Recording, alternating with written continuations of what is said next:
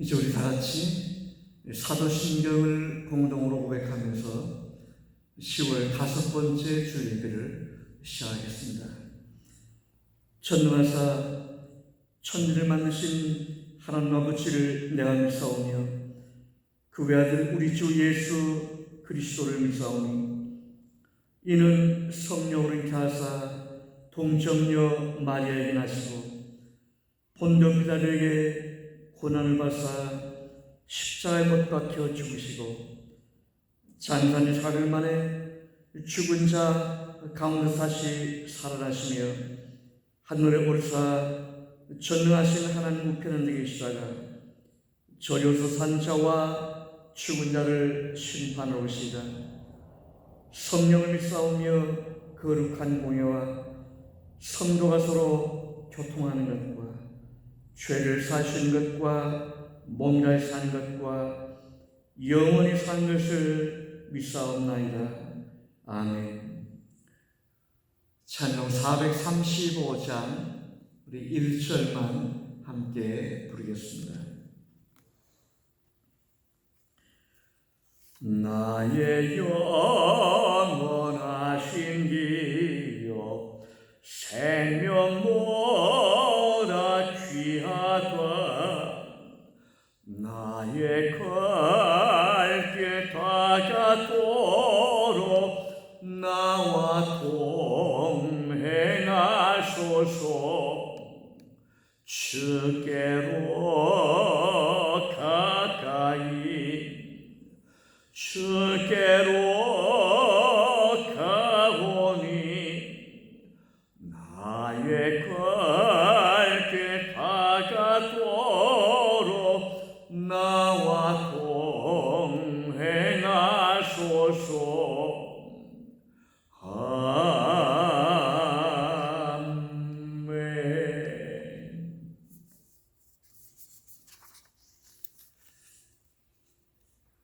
요한계시록 2장 18절로 29절 말씀을 제가 봉독하겠습니다. 이것은 하나님의 말씀입니다. 두아디라 교회의 사사에게 편지하라. 그는 눈이 불꽃 같고 그 발이 빛난 추석과 같은 하나님의 아들이 이르되 내가 내 사업과 사랑과 믿음과 섬김과 인내를 아노니 내 나중 행위가 처음 것보다 많도다. 그러나 내게 책망할 것이 책망할 일이 있노라. 자칭 선지자라 하는 여자 이세벨을 내가 용납하니 그가 내 종들을 가르쳐 꿰어 행음하게 하고 우상의 재물을 먹게 하는도다. 또 내가 그들에게 회개할 기회를 주었을 때 자기 음행을 회개하고자 하지 아니하는도라.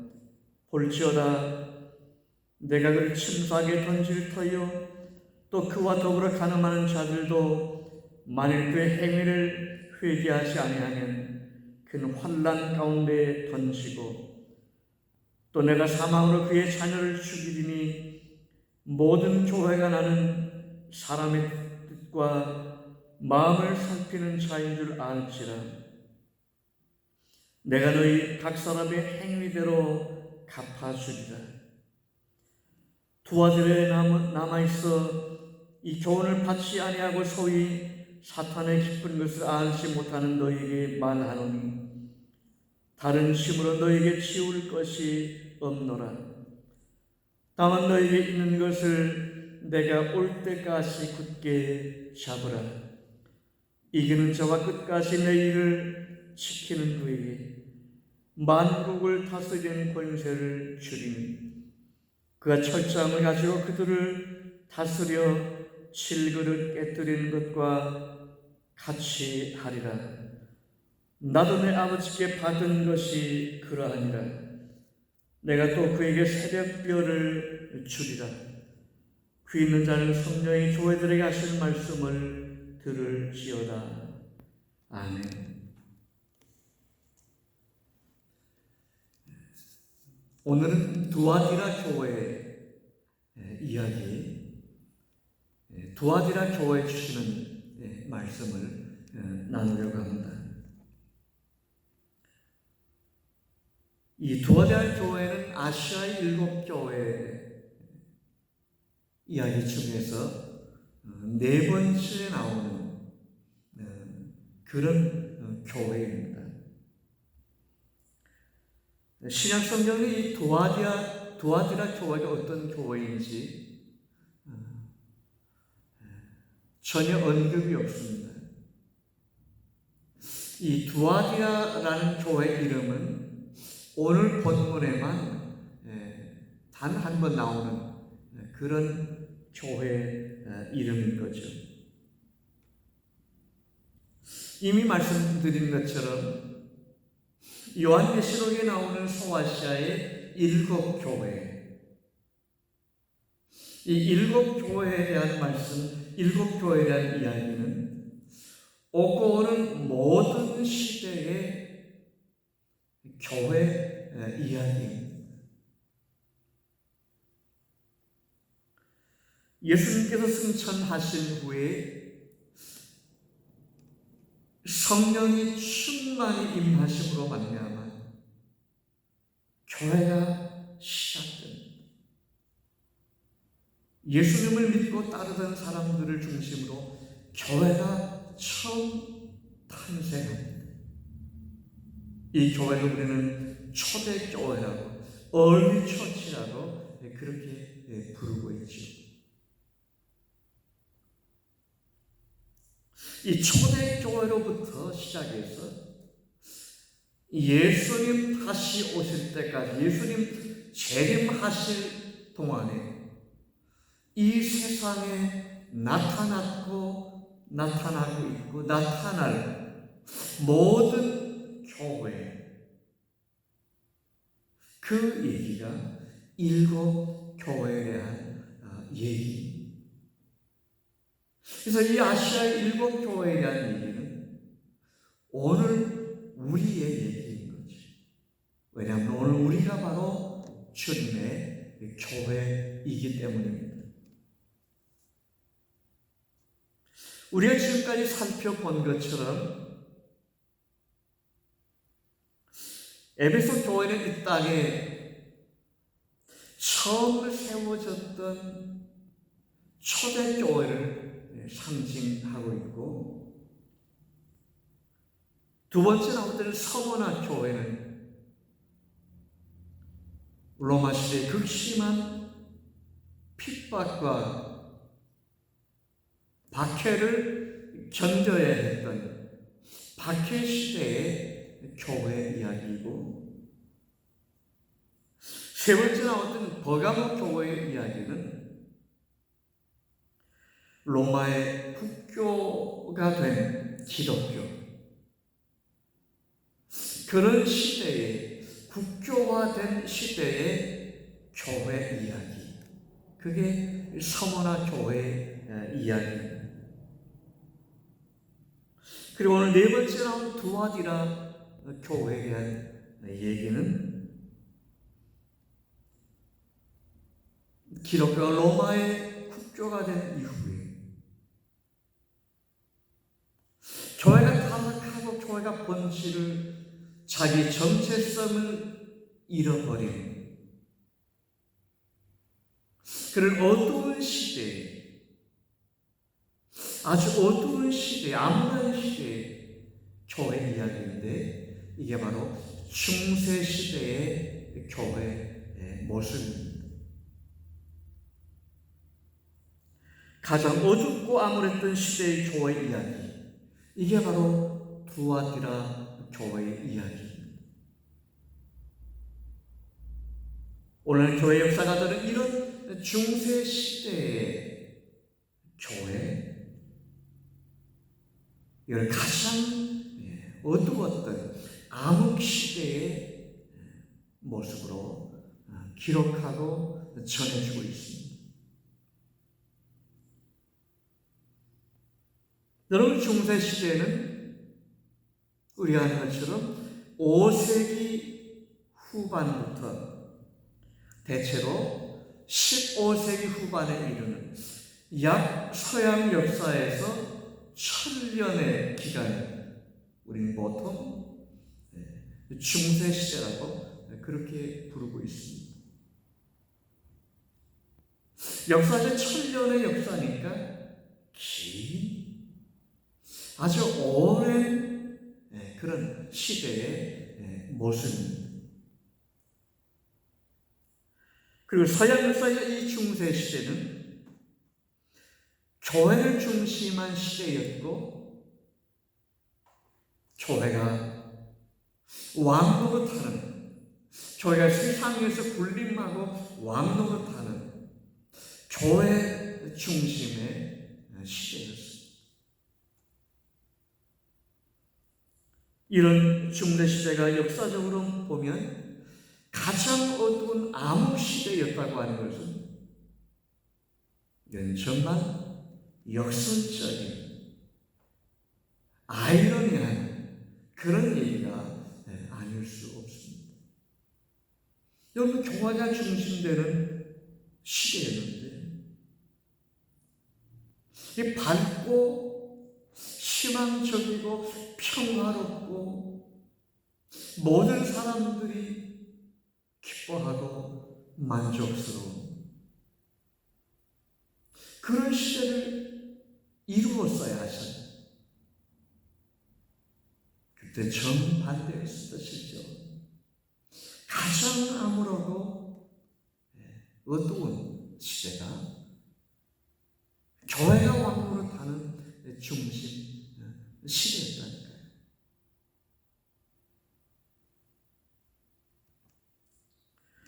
두아디라 교회는 아시아 7교회 얘기 중에서 4번째 나오는 그런 이야기인데, 오늘 우리가 본문을 12절부터 29절까지 읽었습니다만 이 7교회 이야기 중에서는 가장 긴 본문을 가지고 있는 그런 교회입니다.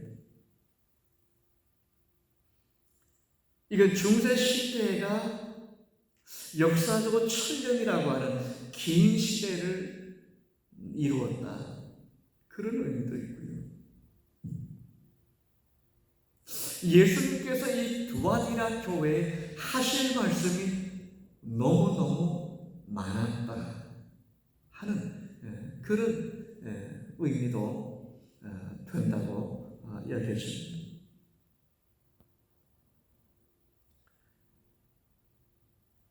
전체가 12절로 길게 되어 있는데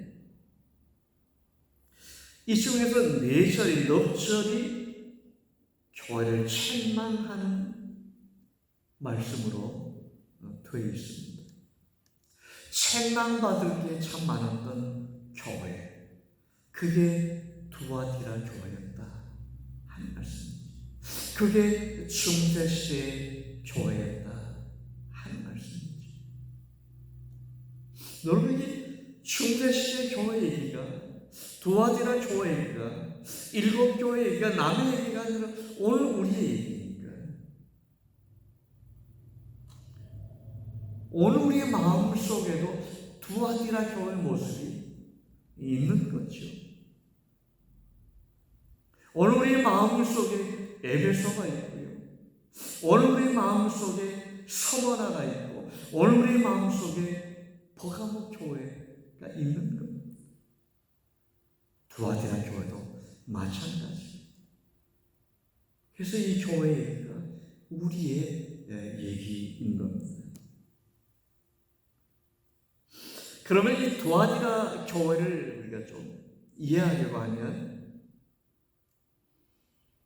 두아디라 교회가 어떤 시대 상황 속에 어디에 있었는지 우리가 살펴봐야 되는데, 이 두아디라가 어떤 도시였을까요?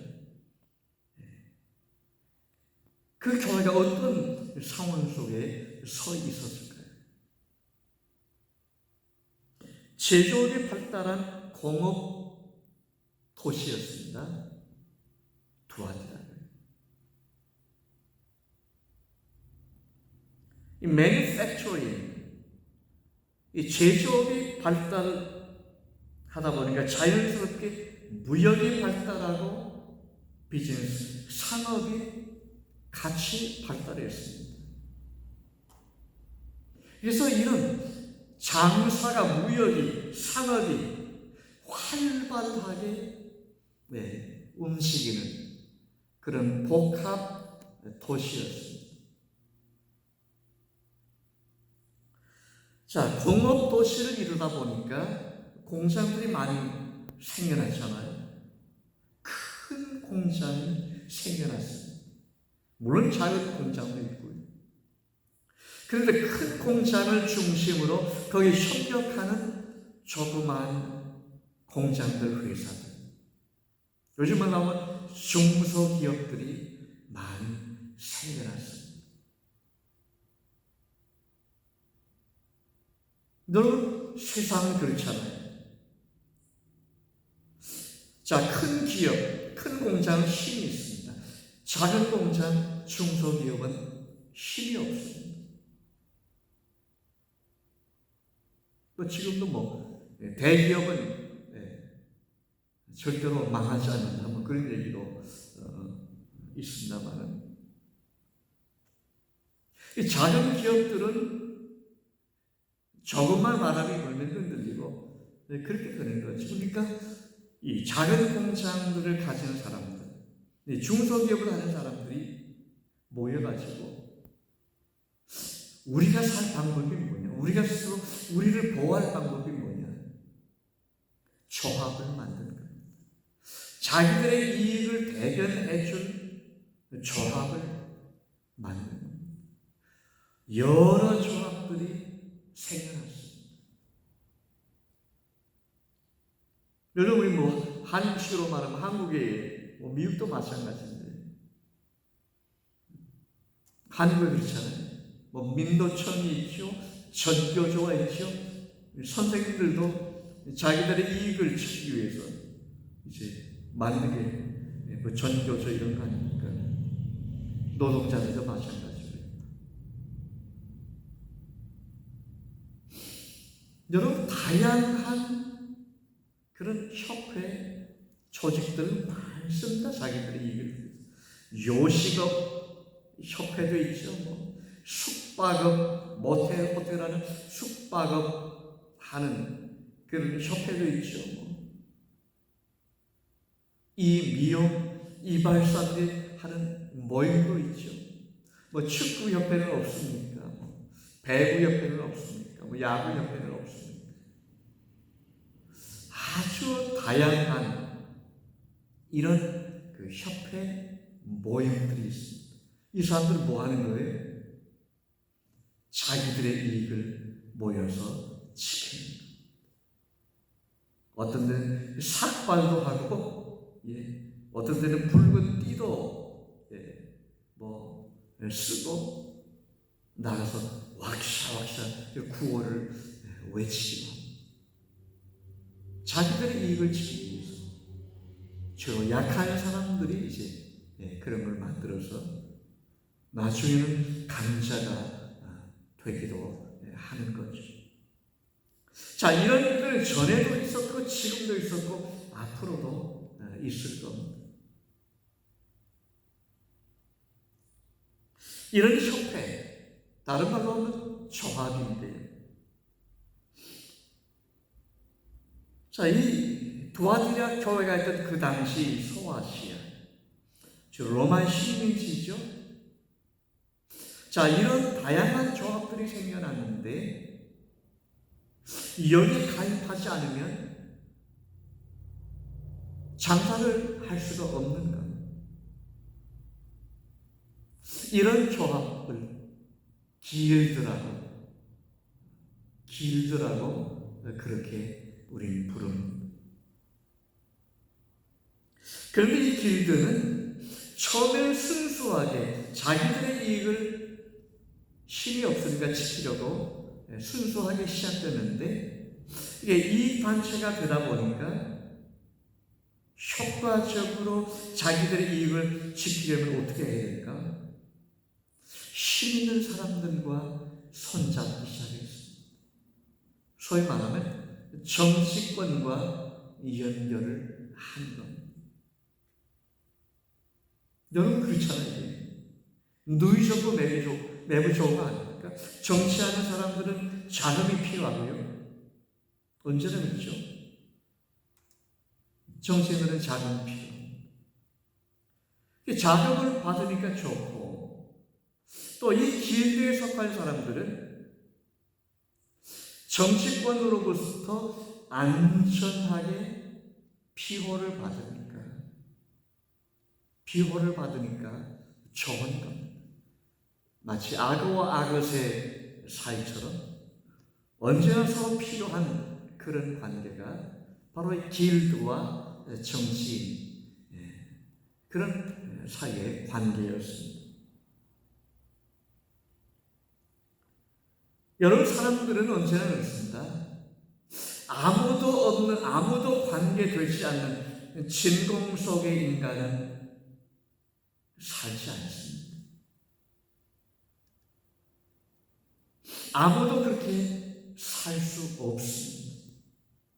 우리는 태어난 순간부터 죽는 순간까지, 죽을 때까지 그렇습니다. 철저하게 그렇습니다. 태어나면 어때요? 부모님과의 관계죠.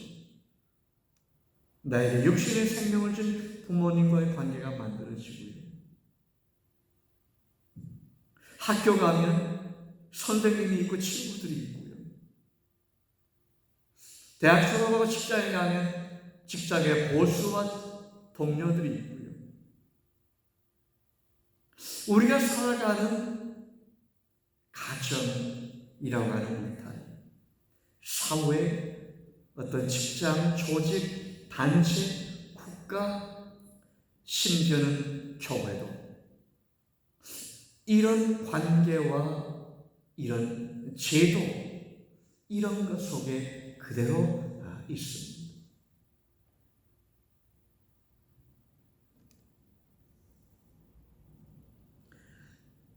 여러분, 이민 역사를 봐도 그렇잖아요. 지금은 많이 이제 이민 역사가 한 50년 이상 흐르면서 많이 달라졌어요, 지금. 근데 저도 이제 뭐 중간쯤에 이민원 세대라고 할 수 있는데, 제가 이민이 좀 늦었다 그렇게 생각했는데, 제 후에도 이민 오는 목사들이 있더라고요. 자, 그런데 이민 초기 얘기를 들어보면 어땠어요? 처음에 이민 오니까, 영어할 줄 모르죠? 잡도 없지요? 아는 사람 없지요? 초대 사람들이 별로 없었잖아요. 코리아타운이 만들어지기도 전에, 또 만들어졌다고 해도 아주 적은 사람들이 살 때죠, 이민 초기에. 그래서 어떤 말이 생겨났어요? 교회 가면 산다. 교회 가면 김치도 얻어먹을 수 있고, 한국 밥도 얻어먹을 수 있고, 잡도 소개받을 수 있고, 또 아파트 얻는 것도 도움받을 수 있고, 영주권 없는 사람 영주권 얻는 일도 도움을 받을 수 있고, 교회 가면 산다. 그런 말이 이민 초기에는 많이 있었습니다. 그래서 이민 역사 초기에 목회를 시작한 우리 목사님들은 제 선배들이죠. 거의 하루 일과가 아침에 이제 기도회 같은 거 갔다 오시면 LA 공항에 가서 이민 오는 사람들, 이민 가방 들고 내리는 사람들 맞이했다고 합니다. 이민 가방 실어가지고, 그리고 모시고 와서 인적이나 특별히 아는 사람 없으면 아파트 소개해주고, 그래서 교회에 나오시도록 안내를 했다. 거의 소셜 워커 역할을 했던 거죠. 이게 무슨 얘기입니까? 사람이 혼자 이런 시스템이나 이런 혹은 조직, 이런 관계 속에서 살지, 아무 관계가 없는 진동 속에서 혼자만 사는 그런 관계가 아니다, 그런 삶이 아니다 하는 그런 얘기이죠. 여러분, 지금은 어떻습니까? 지금은 온 세계가 지식과 정보, 테크놀로지가 발달하다 보니까 전 세계가 하나로 거의 연결되어 있습니다. 정말 지구촌이 한 동네처럼 그렇지 않습니다. 지구 반대편에 있는 저 조그만 나라에서 일어나는 소식들을 거의 옆집에서 일어나는 일들처럼 우리는 전쟁 얘기도 그렇고, 지진 이야기, 사람들 길거리 나와서 데모하는 이야기, 중국에서 일어나는 무슨 얘기, 우리는 그대로 거의 실시간으로 지금 보고 듣고 있습니다. 여러분, 최근에 어때? 경제가 인플레이션 때문에, 팬데믹 이후에 인플레이션 때문에 온 세계가 지금 어떻게 보면 몸살을 앓고 있는데, 미국의 달러가 강강 달러라고 하셨잖아요. 달러가 강하니까 지금 온 세계가 지금 강달러 때문에 어려움을 겪고 있습니다. 이 경제에 대한 펀더멘탈이 약한 그런 이제 개발도상국에 속한 나라들일수록 더욱 그렇습니다. 아니, 미국 달러가 전 세계와 이렇게 연결되어 있는 겁니다. 미국에서 이자율을 올리면 페드, 연방준비 제도에 이자율을 올리면 홍콩 증시와 중국 증시와 일본 니케이 주시와 한국의 코스피가 그대로 영향을 받습니다. 이런 시대에 지금 우리가 살고 있는 거죠. 서로 연결되어 있다 하는 그런 얘기입니다. 이게 무슨 뜻입니까? 사람들이 결국 만든 제도, 시스템 혹은 관계인데, 이게 서로 연결되어 있어서 서로 영향을 그대로 주고 있다 하는 그런 말씀인 거죠. 여러분, 규칙과 법이 이런 겁니다. 너무 그렇잖아요.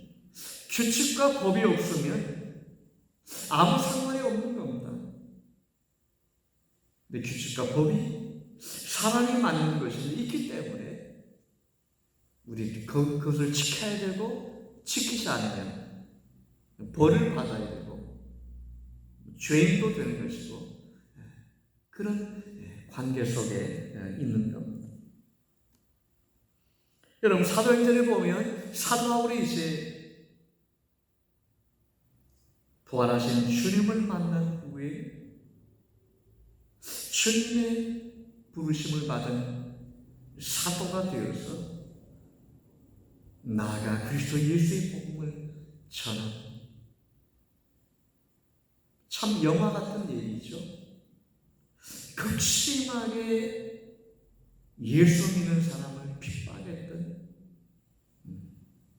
사울이 그 예수님을 자기가 핍박하던 그 예수님의 복음을 나가서 생명의 위협을 무릅쓰고 전하는 사도가 된 겁니다. 근데 사도 바울이 복음을 전할 때, 복음을 전하고 이제 교회를 이제 수없이 많이 개척해요. 왜냐하면 교회가 없었으니까. 처음 교회가 시작되는 거예요. 바울이 복음을 전하고 교회를 시작할 때. 지금 같은 무슨 웅장한 건물이 있는 그런 수백여 수천 명이 모이는 교회가 아니죠. 가정, 예수 그리스도의 복음을 받은 가정을 중심으로 정말 예수를 믿기 시작한 사람들 중심으로 교회가 시작됩니다. 그런데 이때 회방하고 그걸 아주 가로막는 사람들이 있었어요. 누가 제일 회방하고 가로막았을까요? 이방인들이었습니까? 아니었습니다. 이건 아주 조직적으로 회방하고 그리고 핍박하고 박해하고 악한 사람들을 동원해서 선동해서 사도 바울을 공격한 사람들은요, 이방인들이 아니었고 유대인들이었습니다. 바울의 동족들이었습니다. 자, 왜 유대인들이 사도 바울을 이렇게 박해하고 이렇게 공격했습니까? 바울이 복음을 전했을 때 우연히 일어난 일이 아니죠. 하나님의 은혜로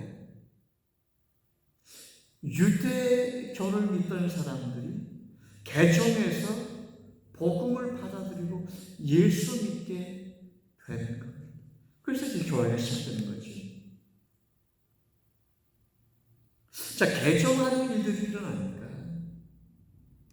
유대교에 속해 있던 유대인들이 이걸 싫어하는 거죠. 자기 편이 아니라는 겁니다. 교인들이 자기 편이 아니라는 겁니다.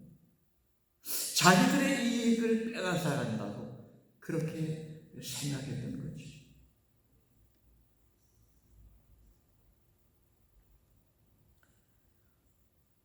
당시 유대교 사회에서는 어떤 사람이 예수 믿으면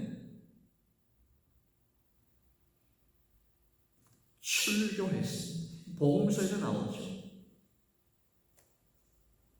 이 출교가 그냥 더 이상 교회 나오지 말라, 유대교 회당에 못 나온다, 그 정도가 아닙니다. 이 출교는요, 엄청 무서운 형벌입니다. 출교 조치를 당한 사람은요, 회당에 못 나올 뿐더러 정상적인 경제 활동도 할 수가 없었고, 사고 파는 거지 못하는 거죠. 유대 사회에서. 유대 사회는 유대교니까 사람들을 만나거나 교제할 수 없는 겁니다. 유대교라고 하는 사회 공동체 속에서 정상적인 생활을 할 수 없는 겁니다. 여러분, 사회에서 쫓겨난다고 하는 것, 다른 말로 격리되는 건데요, 이거 아주 무서운 겁니다. 지금도 중국 같은 데서 이제 제로 코로나 정책을 쓰고 있으니까, 얼마 전에 제가 유튜브 보니까 사람들이요, 아파트에서 몰려 나와가지고 정말 너무 샤킹하더라고요. 먹을 것도 떨어지고, 오랫동안 갇혀있다 보니까 막 폭발하는 거예요. 그야말로 우리 식으로 말하면 배는 게 없는 겁니다. 그럼 사람들을 법으로 강제로 격리하고 오랫동안 여러분 하면 이게 보통 일이 아니죠. 사람들이 미치는 겁니다. 출교가 이런 엄청난 형벌인 거죠. 그 당시 유대 사회 속에서.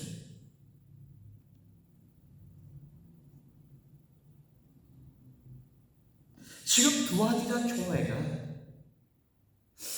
이런 기막힌 어려운 상황 속에 있는 겁니다. 내가 살기 위해서는 저 길드가 세상을 상징하는 거죠. 우선요, 저 길드와 세상과 손잡아야 해요. 지금 저 길드와 저 세상과 손잡지 않으면 이렇게 당장 손해를 봐야 되고, 손해보는 정도가 아니라 정말 생활 전반에 그대로 어려움과 심각한 시련을 각오해야 되는 이런 형편에 지금 두아디라 교회가 놓여 있는 겁니다. 여러분, 지금도요, 이건 우리가 신앙의 세계에서, 영적인 세계에서 그대로 적용해 보면 오늘 우리도 이 세상 속에서 똑같습니다. 이런 영적인 전쟁이라고 하는 상황 속에 우리도 그대로 노출되어 있는 겁니다. 세상과 손잡느냐, 그래야 내가 편하게 살 것 같은데, 아니야, 내가 하나님의 언약 백성이니까 그래도 손해보더라도 시련이 다가오더라도 믿음의 길, 주님의 말씀 붙들고 가야지. 여러분, 우리는 이 둘 사이에 지금 끼어 있는 거죠. 또 말씀드립니다. 그래서 어떻게 우리가 이 길을 갈 수 있는 거죠? 우리가 누구라고 세상을 거절하고 세상과 손잡지 않고 그 유혹에 빠지지 않고 손해나며 시련이 다가오는 이 믿음의 길을 갈 수 있는 거죠. 우리가 누구라고, 내가 누구라고, 이건 못 가는 겁니다. 우리가 할 수 있는 일이 아니에요. 근데 우리가 어떻게 믿음의 자리에 있고, 지금도 교회 안에 있고, 지금도 주님을 의지하고 있고, 주님께 소망을 두고 우리가 믿음으로 살아가고 있는 거죠. 이 하나님의 은혜입니다. 하나님이 우리를 창세전 언약을 통해서 그리스도 예수 안에서 부르셨고 은혜를 주셨고, 그래서 우리가 여기 있는 겁니다. 우리가 하나님께 감사하고 기뻐하는 이유가 여기에 있습니다. 우리 하나님께 영광을 돌립니다. 기도하겠습니다. 우리 하나님, 오늘 주의 말씀 나누게 주셔서 감사합니다. 참 연약하고 부족한 저희들입니다. 지금까지 은혜를 주신 분은 하나님이시고, 지금도 장래에도 우리가 주의 나라에 갈 때까지 우리 하나님께서 함께 하시고 도우실 줄로 믿습니다. 예수님의 이름으로 기도하옵나이다.